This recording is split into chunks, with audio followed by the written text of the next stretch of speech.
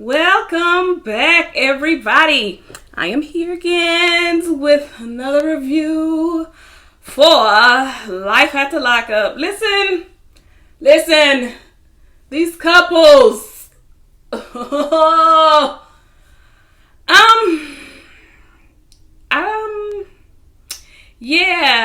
I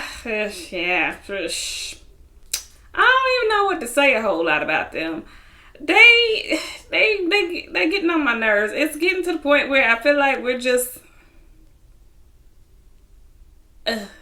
Anyway, I'ma try to get through it, but it was just stuff that was going on and make you just be like, why we still doing this?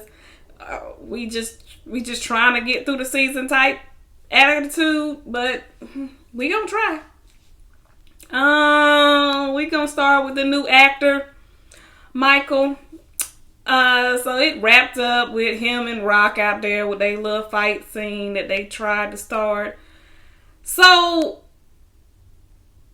after their little tussle that they had, I'm like, okay, now Michael wants to walk upstairs with Rock to confront Megan about this new information that he got from Rock that they don't slept together. And Megan was like, I already told you what it was. I told you what we did. And Rock was like, so you gonna lie? Tell him the truth, tell him what we did. And she said, we didn't do nothing. Like, I feel like we trying to make this a storyline now, but okay. I'm trying to get into it, y'all. I'm trying to be with the storyline and in the moment, but I don't believe it. But I'm trying. Okay, it happened. Megan's lying. That's what they want. They want us to believe Megan's lying, and she did sleep with him, but she's trying to hide it. So we gonna go with that. She's trying to hide it. And yeah, so now this is going to justify everything else that Michael's doing after this because she slept with his friend. Okay, child. Even though Michael had a whole wife and a whole baby. Anyway, so Rock was just like, so you basically just used me because, Michael wasn't here. And Michael was like, yep, that's right. And my whole thing is like, why do you even care, Michael? Because, you got all the other girls and, yeah. So Rock gets up and he was just like, if she chooses to be with him, I hope that she will eventually learn her worth. Now, that was the realest thing from that whole situation. I'll give them that. That was the realest thing that came out of that. Megan, besides you doing this for a check and some exposure because you're trying to sing, but I ain't heard her hit not one tune yet.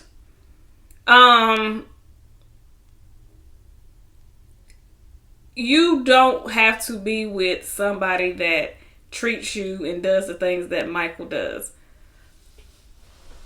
You do need to realize your worth. So,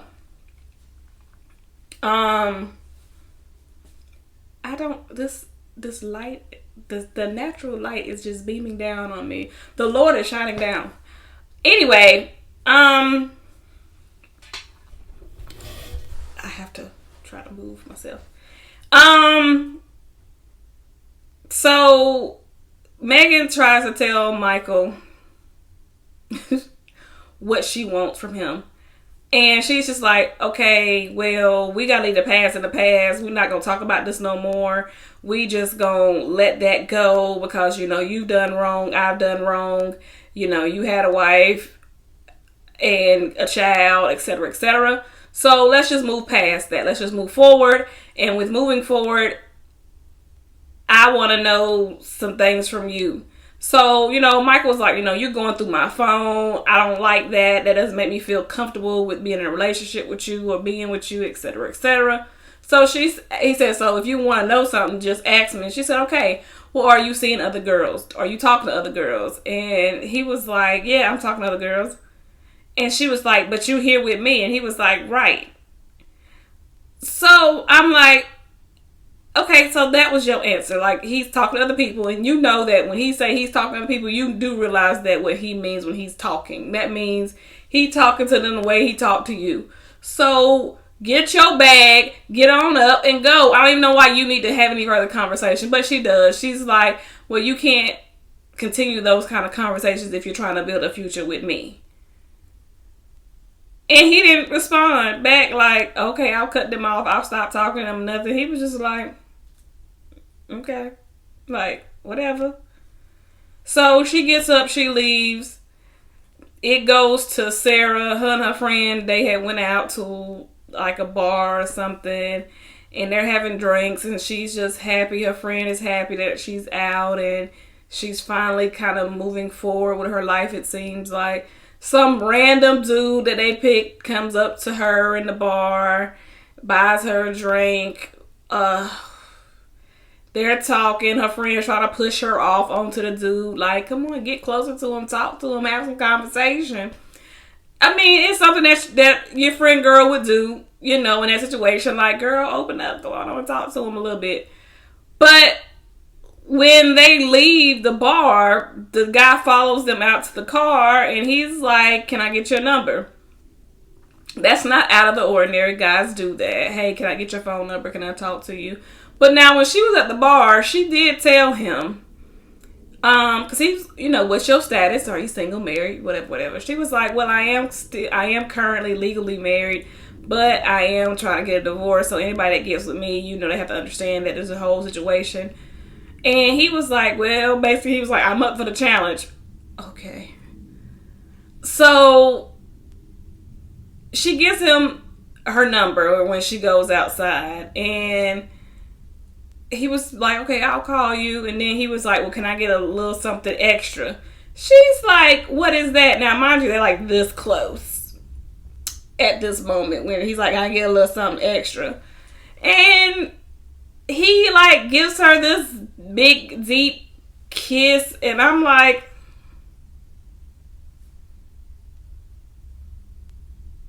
that's nasty. I don't know you like that for you to be kissed. Ew. Yeah. Okay, so they kiss, and she gets in the car. She's like, okay, kiss me, girl. Okay, girl, he kissed you. We gonna move on past you. So you trying to show that you moving on. You can get them. You can still pull them. Okay, Sarah, kudos to you. You can still pull them, girl. You still cute or whatever. Now, Michael's back at the hotel room. He got a girl. One of his girls called him that's in Florida, in Miami. And she's talking, and he's like, yeah, I'm going to come out and see you. And she's like, oh, don't play. And he was like, I ain't playing with you. I'm going to come out there, girl. I'm so sick of Michael. So, yeah, he just telling this girl he gonna come out and see her and all this other stuff. And of course the producers over there acting like they dumb, don't know what the hell's going on. Talking about, Michael, who's that? You was listening to the conversation. You know it wasn't Megan or Sarah. Y'all don't know what's happening. So that was Michael, and then Sarah and Megan. Now, on to the next Tweedledee and Tweedledum. Angela and Tony. Tony slept in the car because Angela would not let him in the house. So he wakes up the next morning. He's banging on the door. Angela, let me in. Can I at least come in and take a shower so I can get ready for work? So Angela said, fine, you can come in and take a shower. But he still has this attitude of, she has to let me back in because this is my house too. I don't know where he got in his mind that this is his house. Where's your name on this deed? This is not your house. Sorry, not sorry. This is not your house. So he comes in, I guess, and showers. She goes to work. And she comes back later after work and she's talking to her sister Donna. And Donna's like, what's going on? What happened? And she's just like, Tony slept out in the car last night, but, this morning I let him come in and, to shower for work. And she was like, oh, so first it's the shower. Then it'll be your couch. No, it said first I'm sleeping in the car. Then you let him come in and take a shower. Then he'll be sleeping on your couch. Then he'll be back in your bed. I already know where this is going with you because you keep doing the same thing. She's like, I can't deny that I still have feelings for him. I was going to burn my rings, but then I decided not to burn the rings. And she's just going back and forth. And her sister's looking at her like, girl, you is dumb. Move on from him. Why do you not understand that he is conning you? Like, he doesn't care for you the way you care for him. And she said, love always wins. Donna said, that sounds like a crock of shit. And I'm with Donna. That sounds like a crock of shit. Girl, okay. I feel like you won't here for a check too. Because I just don't believe that this is real. I'm not going to say Angela does not love him. But it's like he don't love you back. It's just what your sister said. Now, John, Shane, and Lacey. Shane comes back home. His friend drops him off from the bar. And he picks up another damn beer. And I'm just like, Shane, please. You need to stop drinking. But he's drinking. And Lacey comes home. And she tells Shane that John is gone. And he's like, basically like, where? And he's like, he got locked up, told him what the charges were, and because he was like, first he was like, gone like jail or gone like dead? Which one is it? She's like, no, he's gone to jail. He'll be gone for a while. And he asked her, are you hurt? Are you upset? Are you sad? Like, what's your feeling on it? And she was just like, I'm disappointed. No, bitch, that's not what you was. You was in that car crying, boo-hooing, act like the love of your life was gone to jail again. But, she can't tell her husband that because her husband, they gonna have another fight. So, he basically was like, well, I'm glad that he's gone. So now that we can move forward with this marriage and I feel like we can be successful in our marriage now that this man is out of the picture. And it's crazy that that's what it would take, that somebody has to go away to jail or prison for a long time for your marriage to work. Like, it should work regardless of who's around. Then it had a scene where she was talking about, Lacey said that she got Shane's name tattooed on her pelvic area. Okay, I would not have done that. I wouldn't get a tattoo there anyway. Second of all, with the way you just was crying over John, you probably should not have done that. Now, Cheryl and Josh. Cheryl has finally got to, I forgot where she was moving to, Oregon, I think, or wherever she was. I think it was Oregon, Colorado, wherever she was moving to. And her car breaks down. She calls Josh and she's like, Josh, my car is broke down. I'm like 3 miles from you. Can you come get me? Now, mind you, Josh does not have a car and does not drive. So he had to tell his mother, who does not like Cheryl, hey, Cheryl's broke down. We got to go get her. And that's how he said it. We got to go get her. Let's go. And his mom was looking at her like, looking at him. What they got to do with me? He was like, come on, Mom. It's hot outside. She has her son. She's just 3 miles away. Come on, let's go get her. She said, fine. Let's go. So they go and they pick her up and her son up. His mom's name is Tina. Tina is just throwing like jabs and shade and just, she's just not here for this. And I get it. It's like if y'all broke up 3 times in such a short period of time of being together before. I don't want to be drugged into this drama either.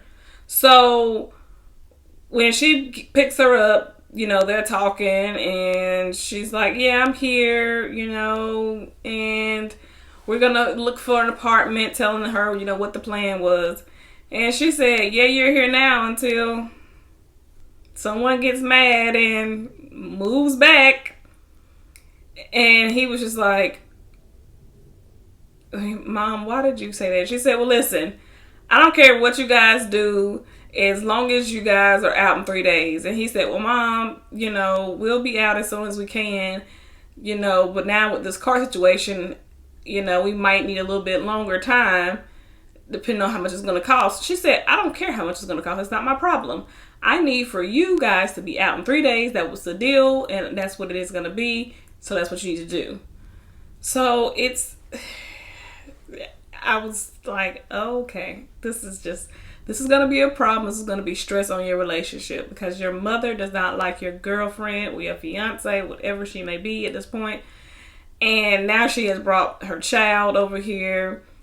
This is too much. So Tina also was letting them know, while you're here, I'm not cleaning up after you. I'm not cooking for you. And my son needs to be home by 9 o'clock. He has curfew. So Cheryl, of course, gets upset because she was like, I know what time he needs to be home. Why would you say? And so she just, this is the thing. At the end of the day, whether you like the lady or not, you're still in her house. So you still have to show her a level of respect, period, because you're still in her house. Now, Clint and Tracy, it just showed Clint kind of having to go home and tell his mom once again that Tracy's in jail. He told his dad too, and his dad was like, when are you going to get it that this is not the person for you, and this is just who she is, and it's nothing that you can do for her. And Clint was like, I'm not asking you guys for financial help. I just want you to give me emotional and mental support, because he wants to stand behind Tracy again, and he wants to do whatever he can do to help her to get through this and to possibly get her out of jail.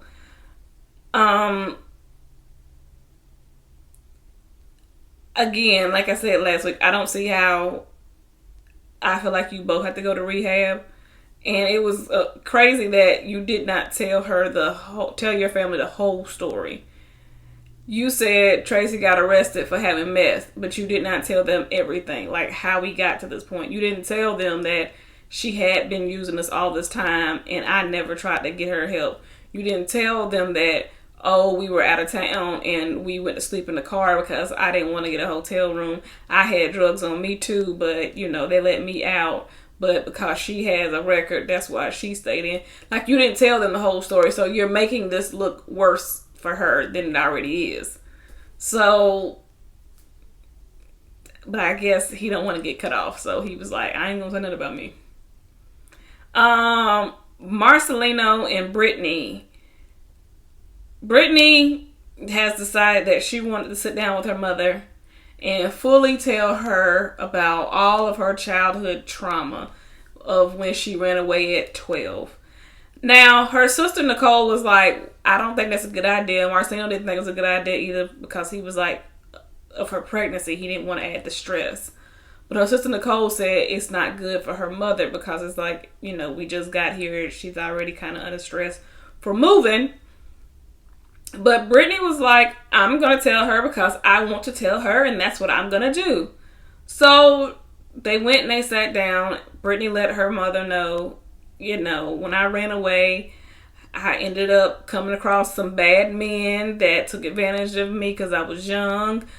Her first two kids, the dad was a 30-something-year-old man, and she was only 12 years old, and they took advantage of her being young and naive, and she had men that was having her commit crimes and do stuff because she was young, and it was kind of, and I've seen that in movies and stuff. It's like, oh, well, you go do it because, you're underage, so they're only going to give you only go to, juvenile court or something, or, stuff like that, or they might just give you a slap on the wrist, or they just might let you go. So she said it was rough. She showed her where she would sleep at, when she didn't have anywhere to go.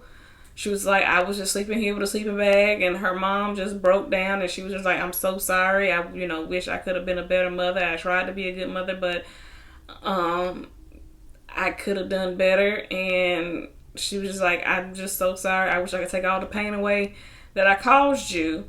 And